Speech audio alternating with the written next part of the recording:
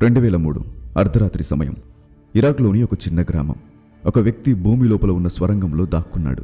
ఆ స్వరంగం పైనుంచి స్టైరోఫోమ్ కప్పబడి లోపలికి గాలి వెళ్లేలాగా డిజైన్ చేయబడి ఉంది. సరిగ్గా అప్పుడే ఊరిలోని స్ట్రీట్ లైట్లు ఒక్కసారిగా ఆరిపోతాయి. అమెరికా సైనికులు వందలాది సంఖ్యలో ఊరు మొత్తం జల్లెడపట్టి వెతకడం ప్రారంభించారు. ఒక ఇంటి వద్ద ఓ సైనికుడు నేలలోపలికి ఏదో తాడు వెళ్లి ఉండటం గమనిస్తాడు. సరిగ్గా గమనిస్తే అది ఓ రహస్య ద్వారానికి వెళ్లే తాడు అని తెలుస్తుంది. అది తెరచిన వెంటనే వారు జాగ్రత్తగా గుంటలోనికి గ్రెనేడ్ వేసేందుకు సిద్ధమవుతారు. అయితే గ్రెనేడ్ వేసే ముందు ఆ గుండ్రని రంధ్రం నుండి 2 చేతులు పైకి వస్తాయి. ఆ చేతుల వెంట ఒక గడ్డం గల వ్యక్తి బయటికి వస్తాడు. తన చేతులు పైకి లేపి చుట్టూ ఉన్న వారిని చూస్తూ, నా పేరు సద్దాం హుసేన్, నేను ఇరాక్ ప్రెసిడెంట్ను, నేను చర్చలకు సిద్ధం, దయచేసి గన్ ఫైర్ చేయవద్దని చేతులు పైకుంచి చెబుతాడు. మీరు సద్దాం దాక్కున్న స్థలం యొక్క కథను టీవీల్లోనూ న్యూస్లోనూ విని ఉండొచ్చు, కానీ మీరు అసలు కథ మొత్తం విని ఉండకపోవచ్చు. ఈ వీడియోలో సద్దాం హుసేన్ ఎలా పట్టుబడ్డాడో పూర్తి కథను తెలుసుకుందాం.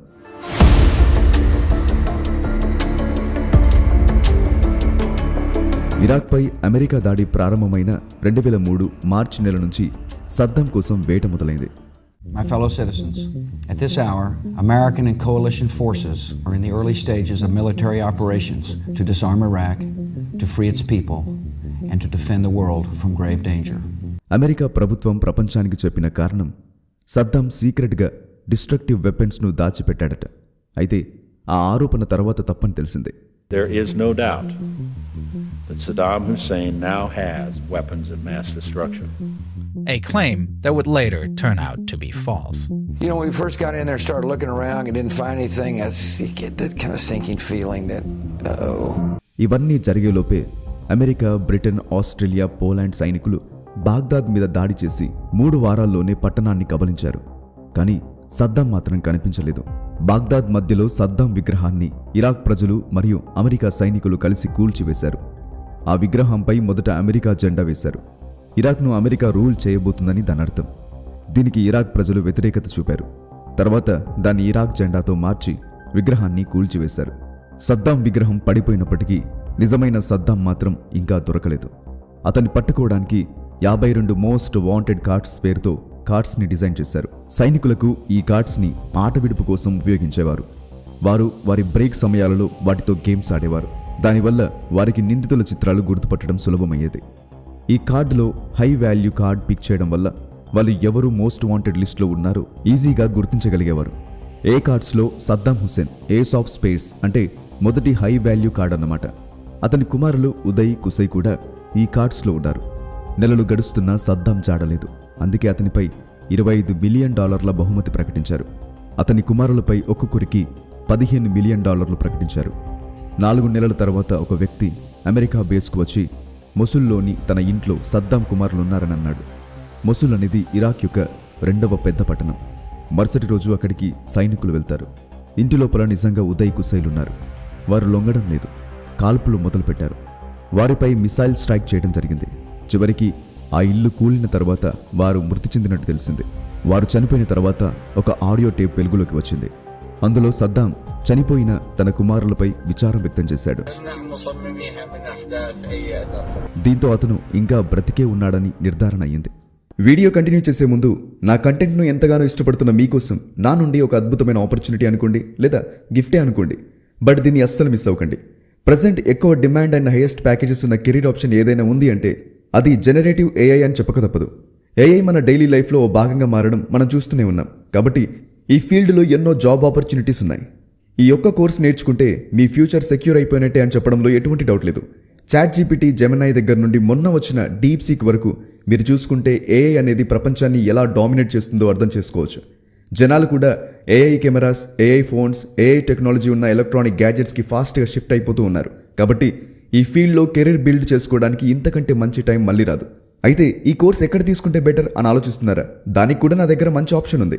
ఓడిన్ స్కూల్ వారు electronics and ICT academy of IIT గువాహటితో కొలాబరేట్ అయ్యి అందిస్తున్న జనరేటివ్ ఏఐ కోర్స్ ఇది. ఈ కోర్సులో జెన్ ఏఐ మోడల్స్ను బిల్డ్ చేయడంతో పాటు డిప్లాయ్ చేయడం కూడా నేర్పిస్తారు. ఈ ఫీల్డ్లో డీప్ నాలెడ్జ్ ఉన్న ఇన్స్ట్రక్టర్స్ మీకు ఈ కోర్సును నేర్పిస్తారు. అంతేకాకుండా hands on project based learning ఉంటుంది. 25కు పైగా ప్రాజెక్ట్స్ చేయాల్సి ఉంటుంది. ఇవి చేయడం మూలంగా మీ పోర్ట్ఫోలియో స్ట్రాంగ్ అవుతుంది. చాలా సక్సెస్ స్టోరీస్ కూడా మీరు ఇక్కడ చూడొచ్చు. Like career transition, biology to data science. అంతేకాదు salary hike, career gap, career upgrade ఇలాంటి చాలా సక్సెస్ స్టోరీస్ మీరు ఇక్కడ చూడొచ్చు. అంతేకాదు ఈ కోర్సులో అందించే లైవ్ క్లాసెస్లో మీరు మీ ఇన్స్ట్రక్టర్స్ నుండి రియల్ టైంలో ఫీడ్బ్యాక్ను కూడా పొందుకునే అవకాశం ఉంటుంది. ఇంత పెద్ద కోర్స్ చేసినప్పటికీ మీకు అది జాబ్ విషయంలో హెల్ప్ అవ్వకపోతే ఎలా? అందుకోసమే electronics and ICT academy of IIT Guwahati నుండి మీకు అడ్వాన్స్డ్ సర్టిఫికేట్ కూడా లభిస్తుంది.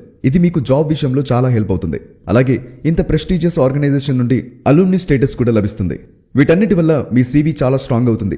2 రోజుల పాటు మీరు ఐఐటి గువాహటి క్యాంపస్ను విజిట్ కూడా చేయొచ్చు. అంతేకాదు మీరు ఈ కోర్స్ చేయడం వల్ల ఓడిన్ స్కూల్ నుండి dedicated job assistants like resume building, interview preparation, job రెఫరల్లో help and dedicated job application portal కూడా లభిస్తాయి. వీళ్లకు 600కు పైగా హైరింగ్ పార్ట్నర్స్ ఉన్నారు. దీనివల్ల మీకు ఒక లీడింగ్ కంపెనీలో జాబ్ వచ్చే ఛాన్సెస్ ఎక్కువ ఉంటాయి. అండ్ కోర్స్ ఫీజ్ పైన 12,000 వరకు డిస్కౌంట్ ఆఫర్ కూడా నడుస్తుంది. అలాగే ఫీ కట్టుకోవడానికి ఈజీ ఈఎంఐ ఆప్షన్ కూడా అవైలబుల్ ఉంది. నెక్స్ట్ బ్యాచెస్ జూలై 26కి స్టార్ట్ అవబోతున్నాయి. ఇలాంటి మంచి అవకాశాన్ని ఎట్టి పరిస్థితుల్లో మిస్ అవ్వకండి. దీనికి సంబంధించిన లింక్ మీకు కింద డిస్క్రిప్షన్లో అలాగే పిన్డ్ కామెంట్లో పెట్టాను. సో ఇంట్రెస్ట్ ఉన్న వాళ్ళు వెంటనే చెక్ చేయండి. అయితే ఆ సమయంలో స్టాఫ్ సర్జెంట్ ఎరిక్ మ్యాడాక్స్ అనే ఒక అమెరికన్ ఆఫీసర్ కొత్త కోణంలో ఆలోచించాడు. అతను అనుకున్నాడు, సద్దాం యొక్క కదలికలకి అతనికి కొంతమంది బయట వ్యక్తుల సహకారం అవసరం. అలాగే కొంతమంది పలుకుబడి కలిగిన వ్యక్తులు కూడా అతనితో చేతులు కలిపి ఉండవచ్చని అతని నమ్మకం. పాత ప్రభుత్వం అధికారులపై దృష్టి పెట్టడం వృధా అని ఆలోచించినప్పుడు ఆయనకి గుర్తుకు వచ్చిన వారు సద్దాంకి వ్యక్తిగత భద్రతను అందించే సంస్థ. ఇప్పుడు సద్దాం దగ్గర ఉన్నవారు అతని వ్యక్తిగత భద్రత సిబ్బంది కావచ్చు. అతను ట్రయాంగిల్ షేప్లో ఆయన భద్రత ఉండవచ్చని ఊహించాడు. 3 భాగాలుగా రూపొందించాడు. మొదటిది సద్దాంకి వేరువేరు ప్రదేశాల నుండి ఇన్ఫర్మేషన్ ఇచ్చేవారు. ఇంకా 2వ లెవెల్ సిబ్బంది అతని కదలికలకు తగ్గట్టుగా ఆయన ప్రయాణించే చోటు గురించి ఇన్ఫర్మేషన్ ఇచ్చేవారు. ఫైనల్గా లాస్ట్ లెవెల్లో ఉన్న సిబ్బంది ఆయన వ్యక్తిగత సిబ్బంది. దానికోసం సద్దాం స్వగ్రామం టిక్రిత్లో విచారణ మొదలుపెట్టాడు. ఖచ్చితంగా సద్దాం అక్కడ దాక్కుని ఉంటాడని నమ్మకం. కానీ ఇక్కడ అల్-ముస్లిద్ కుటుంబానికి చెందిన వారు సద్దాం భద్రతా సిబ్బందిలో ఎక్కువ మంది ఉన్నారు. ఆయన తన ఇన్వెస్టిగేషన్ చేస్తున్నప్పుడు ఒక పేరు మళ్లీ మళ్లీ వినబడుతుంది, మొహమ్మద్ ఇబ్రాహీం ఉమర్ అల్-ముస్లిద్. అతను ఇప్పుడు రక్షణ శాఖను కూడా నడుపుతున్నాడట. ఈ విషయం వినగానే మ్యాడాక్స్కి అతను సరైన దారిలోనే ఇన్వెస్టిగేషన్ చేస్తున్నాడని అర్థమైంది. సద్దాంకి కావలసిన వారిలో ఇతను కూడా ఒకడు. ఇరాక్కి సంబంధించిన అనేక సమావేశాలలో ఈయన కూడా ఉన్నాడు. చాలా అటాక్స్లలో ఈయన కావలసినవి సమకూర్చాడు. మరియు కౌంటర్ అటాక్స్కి సంబంధించిన ఫండ్స్ కూడా ఈయనే కలెక్ట్ చేసేవాడు. కాబట్టి అమెరికాకి ఇప్పుడు ప్రధాన టార్గెట్ మొహమ్మద్ ఇబ్రాహీం. అతని గురించి తెలుసుకోవడానికి మ్యాడాక్స్ ఇబ్రాహీం యొక్క మేనలుడు, డ్రైవర్ మరియు 2 బిజినెస్ పార్ట్నర్లను కూడా ఎంక్వైరీ చేశాడు.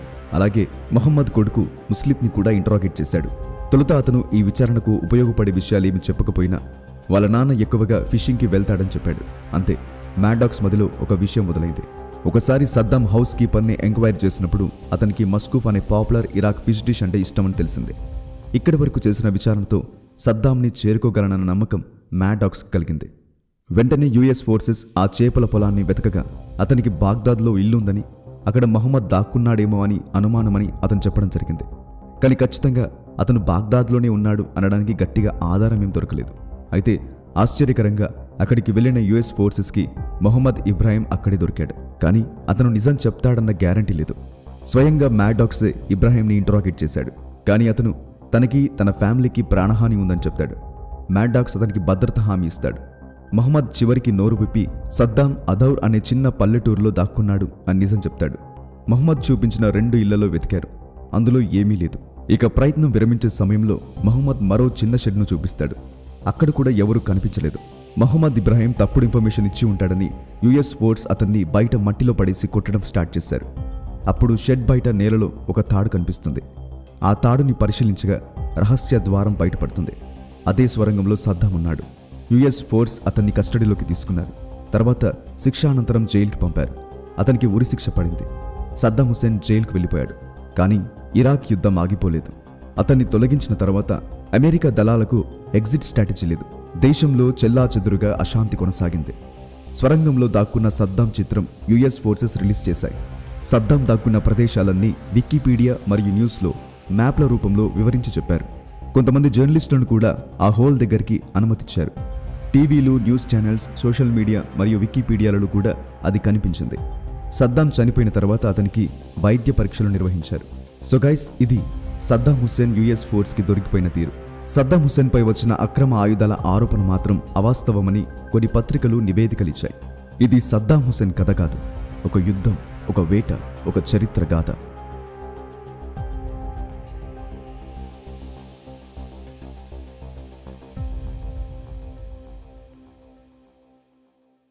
ఇలాంటి మరెన్నో గొప్ప గొప్ప ఇంట్రెస్టింగ్ వీడియోస్ లేదా ఇన్ఫర్మేటివ్ వీడియోస్ చూడడానికి ఇప్పుడే మా యూట్యూబ్ ఛానల్ని సబ్స్క్రైబ్ చేసుకోండి. నేను పెట్టే ప్రతి వీడియో కూడా యూట్యూబ్లోనే ఫస్ట్ రిలీజ్ అవుతుంది.